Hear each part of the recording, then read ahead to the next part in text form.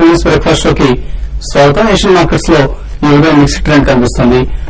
Majority of the index లో flat గా trade అవుతున్నాయి. Last night US markets closing లో రికవర్ అయ్యాయి. హౌసింగ్ డేటా పాజిటివ్ గా రావడంతో 2 రోజుల మానిటరీ పాలసీ సమావేశం ఎఫ్ఓఎంసీ మీట్ ఇవాళ ప్రారంభమవుతుంది.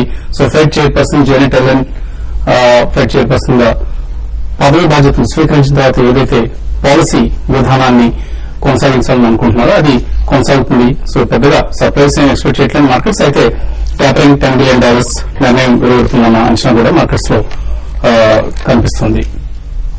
అలాగే మన మార్కెట్స్ విషయానికి వస్తే STX నిఫ్టీ ప్రస్తుతం ఫ్లాట్ గా ట్రేడ్ అవుతుంది. సో ఫ్లాటిష్ ఓపెనింగ్ కోసం మార్కెట్స్ సిద్ధమవుతుంది. నేను కూడా చూసాం మనం సెన్సెక్స్ నిఫ్టీ వెళ్లి కూడా స్వల్ప నష్టాలతో ముగిసాయి. ఆల్మోస్ట్ 0.25 to 0.3% నష్టంతో వాల్యూమ్స్ తగ్గాయి. ఇన్స్టిట్యూషనల్ ఇన్వెస్టర్స్ పూర్తిగా సైడ్ లైన్స్ లో వెళ్ళిపోయారు. ఫారిన్ ఇన్స్టిట్యూషనల్ ఇన్వెస్టర్స్ కొనుగోళ్లు పూర్తిగా ఆపేసినట్లు కనిపిస్తుంది. నిన్న 77 crores అంటే 77 కోట్ల రూపాయల వర్త్ స్టాక్స్ క్యాష్ మార్కెట్స్ లో ఎఫ్ఐఎస్ కొన్నారు. సో Q4 నెంబర్స్ పర్వాలేదు అనిపిస్తున్నాయి. నిన్న కూడా ఐడియా సెల్యులర్ Q4 నెంబర్స్ ప్రోత్సాహకరంగా వెలువడ్డాయి. 13వ తేదీ ఎగ్జిట్ పోల్స్ రిజల్ట్స్ వచ్చే వెలువడేంత వరకు కూడా మార్కెట్స్ ఇదే ధోరణి సైడ్ వేస్ లో ఉండే ధోరణి. Nifty especially no trade zone లోకి వెళ్ళిపోయింది. సో పెద్దగా మనం ఇది మార్పులు చేర్పులు గమనించే అవకాశం కనపట్లేదు. 6800, 6750 ఆర్ ఆఫ్ సైడ్ 6850 ఈ మధ్యలోనే ట్రేడ్ అయ్యే అవకాశాలు కనిపిస్తున్నాయి.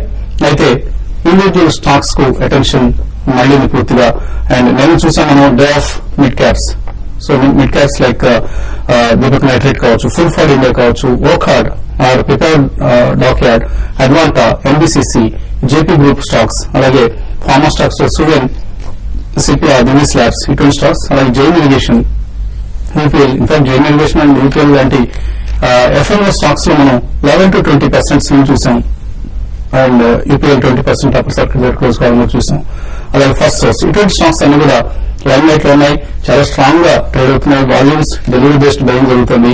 అయితే అఫ్ కోర్స్ కొన్ని మిడ్ క్యాప్స్ నష్టపోయి like HCl, Infosys, Sasken communication ఇటువంటివి. అదర్వైజ్ మన నిఫ్టీ సెన్సెక్స్ కంటే కూడా small and mid caps action ఎక్కువ. నేను కూడా మనం చూస్తే నిన్నటి వరకు ఉన్న లాస్ట్ 1 month డేటా చూస్తే నిఫ్టీ ఆల్మోస్ట్ 0.9% పెరిగితే మిడ్ క్యాప్ ఇండెక్స్ 4% పెరిగింది. అలాగే స్మాల్ క్యాప్ ఇండెక్స్ 8.5% పెరిగింది. అంటే స్మాల్ క్యాప్ ఇండెక్స్ నిఫ్టీని ఆల్మోస్ట్ 10 times అవుట్ పర్ఫార్మ్ చేసింది.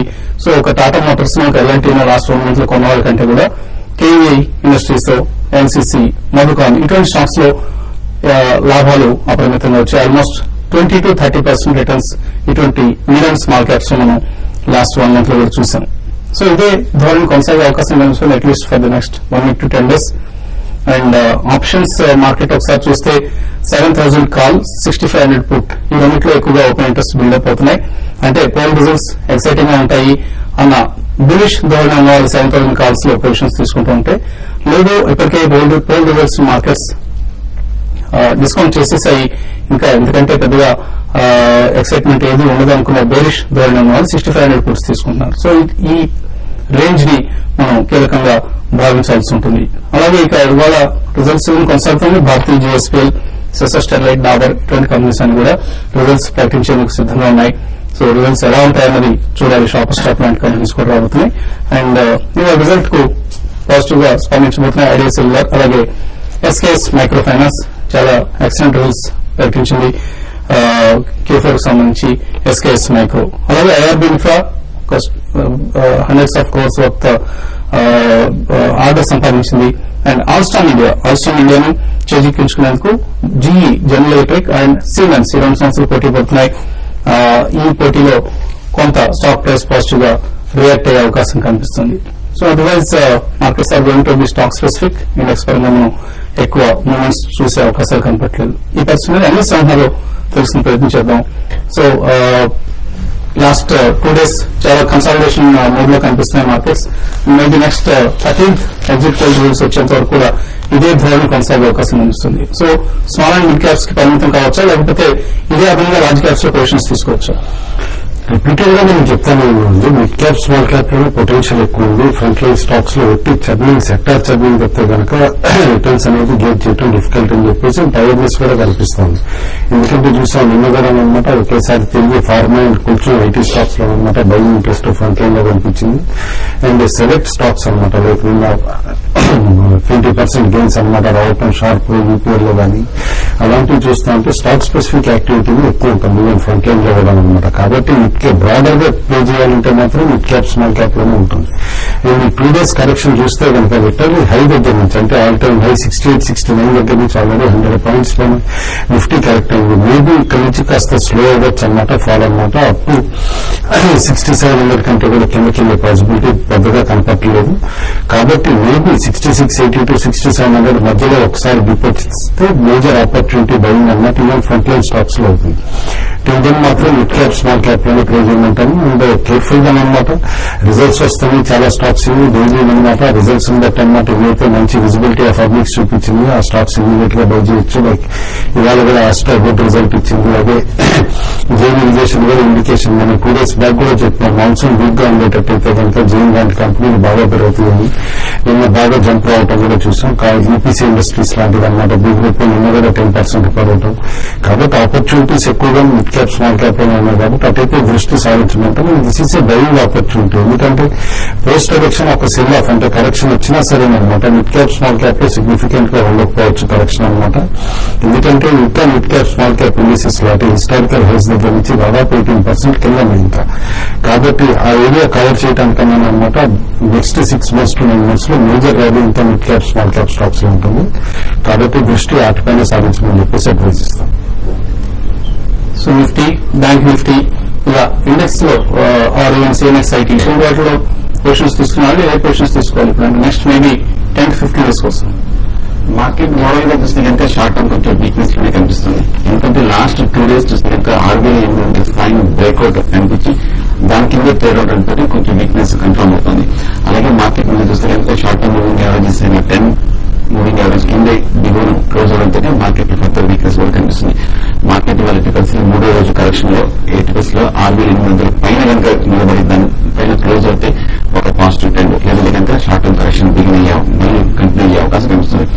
నా ఉద్దేశం అయితే ఓవరాల్ గా మార్కెట్ నెక్స్ట్ ఫ్యూ డేస్ కొంచెం మైనర్ కరెక్షన్ కంటిన్యూ అయ్యే అవకాశం ఉంది. నెక్స్ట్ టార్గెట్ 6650 6,650 దగ్గర మేజర్ సపోర్ట్ కనిపిస్తుంది. ఇక్కడ కనుక మార్కెట్ కొంచెం నిలబడుకొని 2-3 రోజులు బాగా పటిష్టంగా కన్సాలిడేషన్ అయ్యి స్ట్రాంగ్ గా క్లోజ్ అవుతుంది లాంగ్ పొజిషన్ తీసుకొని, లేదంటే కనుక అప్పటి వరకు లాంగ్ పొజిషన్స్ కాబట్టి మంచిది. అలాగే ఏవైతే కనుక షార్ట్ పొజిషన్స్ ఉన్నాయో కరెక్ట్ క్లోజింగ్ బేసిస్ మీద 6800 పైన క్లోజింగ్ బేసిస్ మీద స్టాప్ లాస్ పెట్టి హోల్డ్ చేయొచ్చు షార్ట్ పొజిషన్స్. అలాగే బ్యాంక్ నిఫ్టీ మరి చూస్తే కొంచెం ఈ లెవెల్ లో స్ట్రెంత్ చూస్తాము. లాస్ట్ 3-4 రోజులుగా అక్కడ 13,000 స్థాయి దగ్గర మేజర్ కరెక్షన్ చూస్తూ ఒకరోజు దానిపైన ఒకరోజు దాని కింద క్లోజ్ అవడంతో కొంచెం ఇండిసెస్ గా కనిపిస్తుంది. ఇవాళ రేపు కనుక అంటే నెక్స్ట్ వర్కింగ్ డే లో అంటే ఏమంటే 13,000 పైన కనుక 2 రోజులు క్లోజ్ అయిందంటే బ్యాంకింగ్ స్టాక్స్ లో ఒక లాంగ్ పొజిషన్ తీసుకోవచ్చు. కాకపోతే మనం గౌన్ చేస్తుందంటే short term over bat position adjust అయినప్పటికీ మీడియం టర్మ్ డెవలప్మెంట్ చార్ట్ చూస్తే ఇంకా టెక్నికల్ కూడా స్టాక్స్ తీసుకోవాలనుకోవచ్చు అనుకున్న బ్యాంక్ నిఫ్టీ అనుకోవడం లేకపోతే ఏదైనా ఇండివిజువల్ స్టాక్స్ రికమెండ్ చేస్తారు. ఇండివిజువల్ స్టాక్స్ బెటర్ అనిపిస్తుంది అండి. ఎందుకంటే ఇన్వెస్టర్స్ జరిగితే కొంచెం స్టాక్ ప్రిఫరెన్స్ ఇస్తారు కాబట్టి దీనిలో కొంచెం హెచ్డిఎఫ్సి బ్యాంక్ చూడొచ్చు. అలాగే యాక్సిస్ బ్యాంక్ ఇంకా చాలా స్ట్రాంగ్ గా కనిపిస్తుంది.